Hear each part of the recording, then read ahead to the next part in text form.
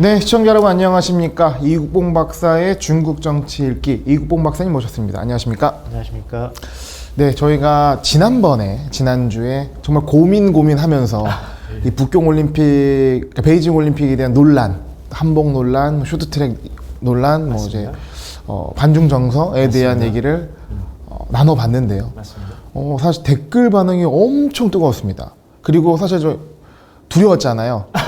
혹시 이제 안 좋은 댓글이 많이 달릴까봐 두려웠는데, 물론 뭐 불만을 가진 분은 계셨지만 상대적으로 저희 어떤 이 의견과 고민에 대해서 진정성을 느끼셨는지 이제 긍정적인 반응을 보이신 분들이 많아서 좀 뿌듯한 시간이 아니었나. 그러니까 또 그렇게 진정성이 가면 되는구나. 너무 고민하지 말고 그런 생각을 해보는 시간이었는데, 박사님께서는 어떻게 생각하십니까? 저도 사실 평소에 제가 그냥 느끼고 했던 부분들에 대해서 결국은 이제 소통은 한중 양국 사이 결국 소통이 강화되는 게 굉장히 중요하다. 그런 차원에서 제가 이제 경험한 거 말씀드렸는데 반응들이 뜨겁다고 하니까요. 저도 감사합니다. 그러니까 약간 속상함이 느껴졌어요. 박사님의 지금 현 상황에 대한 속상함이 느껴지고, 저도 뭐 차이나 MBA를 했지만 중국 언어도 있거든요. 동기들도 있고. 그러면 그 친구들 보면서 그러니까 얘기를 하다 보면 통하는 게 있고 모르는 걸 알게 되는 것도 있고 이해되는 부분이 있는데, 이게 코로나 때문에 만나지를 못하고 뭐 여행도 못 가는 상황이니까 이런 오해들이 더 쌓이고 안에서 확장되고 이런 부분들이 너무 안타까웠습니다. 사실 좀 굉장히 안타까운 부분 중에 하나가 사실 지금 문재인 정부, 문재인 대통령께서 지금 임기하신 동안 시진핑 주석도 한번 우리나라 좀 방문해줬으면 사실 하는 그런 부분도 되게 좀 크거든요. 코로나 상황이 좀 여의치 않은 면도 있지만 어쨌든 이제 굉장히 앞으로도 그렇고 좀 속에 있는 얘기, 서로 소통을 강화하는 그런 노력들이 계속 이어졌으면 좋겠습니다. 그러니까 민간 차원에서 노력도 좀 필요할 것 같습니다. 맞습니다. 자, 그러면 오늘도 이어서 중요한 얘기를 나눠볼 것 같은데요. 아까 제가 잠깐 오늘 한 얘기 들었는데 너무 흥미로운 얘기들을 준비해 주셨더라고요. 그래서 일단 첫 번째로 준비해 주신 내용은 어떤 건지 시작해 보시죠. 사실 이제 우리가 음력설 이제 춘절이 이제 정월 대보름 15일 이제 끝나고요. 사실상 이제 새로운 봄이 왔는데 오늘 이제 제가 준비한 건 2월 16일자 신화통신사에서 이제 우리 문재인 대통령 특별 인터뷰, 서면 인터뷰를 진행한 부분이 있었어요. 그게 이제 환구시보에 환구망에도 올라오고 해서 좀 이례적인 거죠, 사실. 상당히 좀 의미가 좀 굉장히 큰 것 같아요. 다른 국가의 그러니까 특별 인터뷰로 맞습니다. 신화망과 환구시보에 올라왔다는 거는 좀 저도 그랬다. 그러니까 저는 못 봤거든요. 그 내용 금시초문이어가지고. 더더군다나 사실 올해가 다 아시다시피 한중 교류 30주년이고 또 한중 문화교류회이기 때문에 아마 또 이런 특별 인터뷰 갖는 의미가 또 클 거라는 생각이 들고요.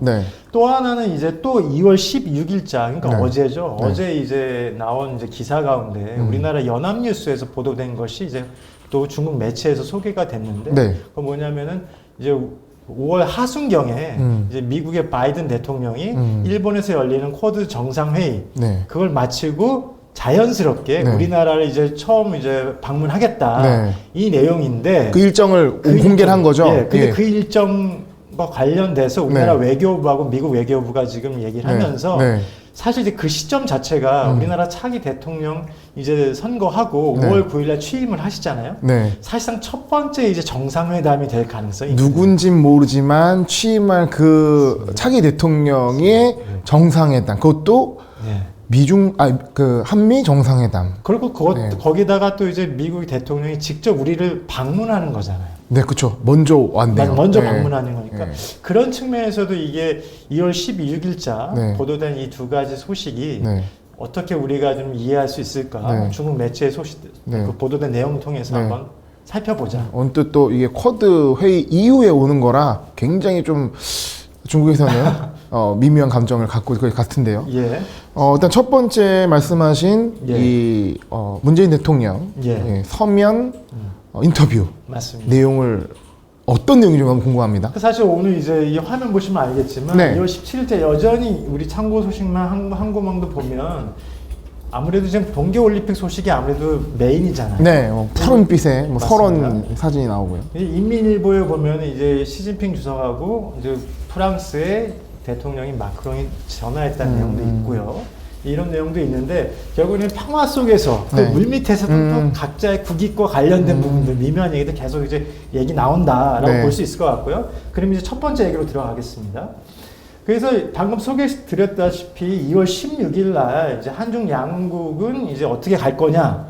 이제 우리나라 대통령, 이제 문재인 대통령이 이제 특별 서면 인터뷰를 했는데요. 그 제목으로 뽑은 게 뭐냐면 미래지향적인 전략적 동반자 관계로서의 한중 관계를 계속해서 발전시켜 나가자. 헤드라인 중요하잖아요. 헤드라인의 키워드가 미래지향적 동반자 관계로 맞습니다. 규정을 했네요. 예. 네. 그래서 여기서 이제 저는 이제 기사만 따고 제목만 따고 이제 내용은 간단하게 제가 소개해 드릴 건데요. 네. 첫 번째 내용은 이게 이렇게 하게 된 계기가 결국 올해가 30주년, 한중수교 30주년이고 한중 문화교류를 맞아가지고 이렇게 특별한 네. 이제 특별 이제 인터뷰를 했는데 문재인 대통령께서 말씀하시는 것은 1992년 이래로 한중 관계가 특히나 경제 중심으로 해서 지속적인 30년 동안 굉장히 큰 발전을 이뤘고 앞으로 30년도 이와 같이 더욱 성숙하게, 더욱 질적으로도 안정적인 관계로 발전해 나갔으면 좋겠다.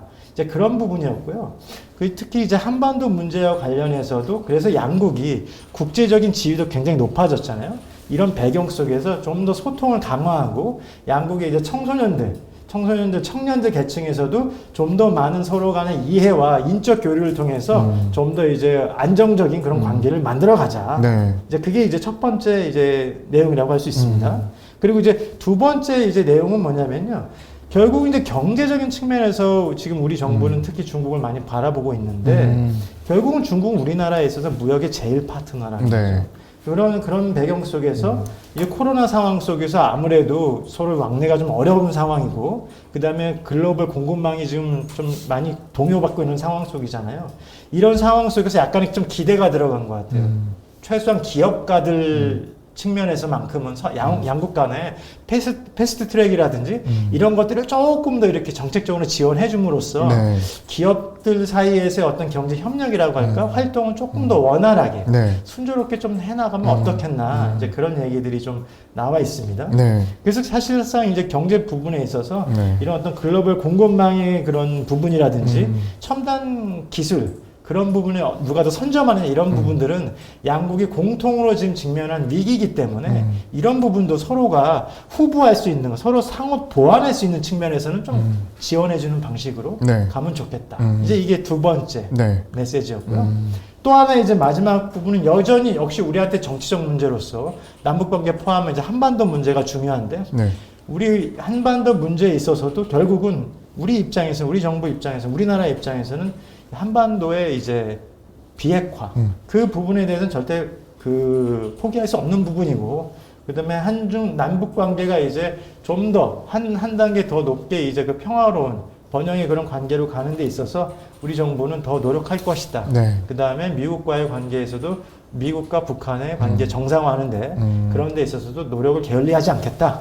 이제 이 부분이 이제 주요 특별 그 내용의 네. 핵심 내용이라고 할 수 있겠습니다. 사실 뭐 대통령이 이렇게 뭐 노력하겠다 얘기를 하게 되면 뭐 저희가 뭐 노력하겠다는 건 다르게 무게감이 있는 것이고 맞습니다. 그에 대한 실행 계획이나 이런 것들이 후속적으로 준비가 될 것이라 예상을 하는 부분인데요. 네. 어쨌든 간에 어떻게 보면 원론적인 얘기고 중요한 얘기를 한 것 같은데 하신 것 같은데 맞습니다. 박사님 보이시기에는 어떤 부분들이 좀 포인트로 보이시나요? 우리가 저희 전 시간에도 사실 얘기를 했지만 결국은 국제적인 지위가 우리나라도 상상되지만 중국도 지투는 높잖아요. 네. 그럼 점차적으로 어쩔 수 없이 문화적인 부분에서 비슷한 부분이 약간 겹치는 부분들이기 때문에 조금 불가피한 충돌이 생길 수가 있는데 오히려 우리는 이걸 갖다가 충돌이 아니라 대화를 더 함으로써 네. 서로 보완적인 측면 또 강화시켜가야 된다는 측면에서 소통이 네. 정말 중요하다. 이제 그런 생각을 또 하나 했고요. 네. 그 다음에 사실은 제가 이거를 이제 그 자세히 보다 보면은 여기에 이제 나온 건 우리는 이제 한반도라고 얘기하고 분명히 이제 우리 대통령께서도 한반도라는 말씀을 하셨을 텐데 여기 이제 번역된 표현으로는 이 기사 나온 걸로는 조선반도라고 나와요. 그러니까 사실은 조선 조선 왕조 이후에 그다음에 조선 반도, 그러니까 조선을 중심으로 해서, 일단 북한도 사실 조선 민주주의인민공화국이잖아요. 그리고 조선조, 네. 다 이렇게 조선을 중심, 조선이란 단어를 쓰는데 최소한 우리 대통령께서 우리가 이제 말한 거 갖다가 이제 아무래도 워딩하고 할 때는 한반도라고 얘기해 주는 것이 어떨까? 네. 약간 이제 그런 개인적인 좀 그런 생각도 좀 들었고요. 네. 아, 그럼 이게 저희가 서면 인터뷰를 한글로 줬는데 이걸 중국어로 쓴 건가요? 그렇죠. 아마 그러니까 저도 정확히는 모르지만 네. 번역을 했을 가능성이 번역 아무래도 가능성이 높겠죠. 높다. 왜냐하면 우리가 스스로 우리 말로 써서 전달했고 그쵸. 번역을 했겠죠. 우리가 중국어로 써서 주지는 않을 테니까. 예, 그러니까 그런 번역 과정에 있어서 예, 예. 좀 용어 선택에 대한 부분, 그렇죠. 이런 부분이 그러니까 또 분명히 중국에서는 이제 조선 반도라고 얘기를 하니까 네. 그게 더 그건 이제- 익숙한 그렇죠. 표현이 그건 이제 표현인 거고. 일단 시관용이라고 할까 습관적으로도 그렇게 쓰고 네. 그렇게 얘기를 하지만 네. 우리 입장에서 이제 쓰는 것은 이제 그 용어는 그렇게 좀 써주는 게 어떨까. 약간 근데 어쨌든 이거는 한편으로는 중국에 나가는 기사기 때문에 중국에 그렇죠. 이해하기 좋은 단어를 썼을까 하는 생각도 맞습니다. 들기도 합니다. 예. 예. 예. 그리고 이제 또 하나는 제가 이제 여기 내용에서 이제 우리 한반도 북핵 문제와 관련해서는 네. 관련해서는 이제 사실 여기 보면은 그 남북미 구도로 해서 얘기가 되는 경우가 많았고 그 구도에서 북한 핵 문제도 접근하는 부분이 있었는데 사실상 어떻게 보면은 그 중국의 어떤 영향력이라고 할까요? 그런 부분에 대해서도 좀 충분히 고려가 있는 상태에서 그 한반도 핵 문제, 그 문제 접근하면 어떨까 그런 생각이 듭니다. 그래서 잠깐 이 기사에 대해서 잠깐만 이제 전체적으로 한번 기회 보면서 가면요. 그 결국 앞에서 말씀드렸듯이 조선반도 문제, 결국은 소통이 중요하다는 거예요. 그러니까 양국 간의 청소년들 간의 어떤 우위 이런 것들을 갖다가 인적 교류 왕래를 통해서 문화 교류를 활성화하자. 그 다음에 중국은 한국의 제일 무역 그 파트너고 이 지금 코로나 상황 속에서 글로벌 공급망이 좀 위태로운데 이런 상황 속에서도 우리가 패스트 트랙이라든지 이런 것들을 할 필요가 있다. 왜냐하면 지금 우리가 겪고 있는 위기는 개별 국가의 노력만 가지고는 안 되기 때문에 공동의 노력이 필요하다. 공동의 노력이 네. 필요하다는 거고 바로 이런 점에서 결국은 그 방금 말씀드렸던 그 북한 핵 문제 포함해서도 네. 바로 그런 부분에서는 노력이 필요하다. 이제 이런 부분입니다. 예. 그렇게 해서 이제 정리를 할 수가 있는데요. 저는 사실은 그 중국과의 관계, 우리나라의 관계에서 사실 이 점에 대해서 또 한 가지 좀 말씀드리고 싶은 게 뭐냐면은 우리나라가 우리 대중들의 일반적인 정서 가운데는 우리가 너무 중국에 대해서 저자세가 아니냐. 그게 좀 불만인 경우 사실 그런 부분도 좀 여론이 있잖아요. 많이 있죠. 네. 그런 부분 있잖아요. 네, 특히 정부에서 그렇다. 그러니까. 예. 그러니까 우리가 분명한 거는 정부가 저자세를 해줘서 안 되지만 네. 동시에 그런 것도 있는 것 같아요. 우리가 중국을 너무 낮게 봐서도 안 된다. 사실 중국은 경제적인 영향력이나 어떤 국제적인 정치적 영향력 이 부분도 사실 우리 뒷부분에 다음 이제 계속해서 얘기해 나가겠지만 계속 계속 이게 커가는 게 사실 저는 느껴지거든요. 현실이니까. 현실이 이건 현실이다. 객관적 현실이다. 그렇기 네. 때문에 그 우리가 저자세를 하는 것도 물론 안 되지만 네. 중국을 너무 낮게 보는 것도 그것도 조금 우리가 경계해야 될 부분이 아닌가 네. 그런 생각이 좀 듭니다. 네. 예. 상호 존중이 필요하다. 상호 존중이 예, 필요하고 그렇게 결론 내려오면 또 좋지 않을까요? 대화가 필요하다. 예, 상호 존중, 더 큰 더 큰 대화가 필요하다. 맞습니다. 어쨌든 뭐 예. 문재인 대통령께서 이렇게 말씀을 하셨기 때문에 맞습니다. 이거에 대한 또 이게 어떤 인터뷰지 않겠습니까? 어떤 그 얘기를 들으려고 하신 부분인 거고 중국에서는 이걸 말씀하셨기 때문에 중국에 또 좋은 답변이 있지 않겠나 생각을 맞습니다. 기대를 해봅니다. 네. 네. 그러면 일단은 이 부분은 여기서 마무리를 하고 예.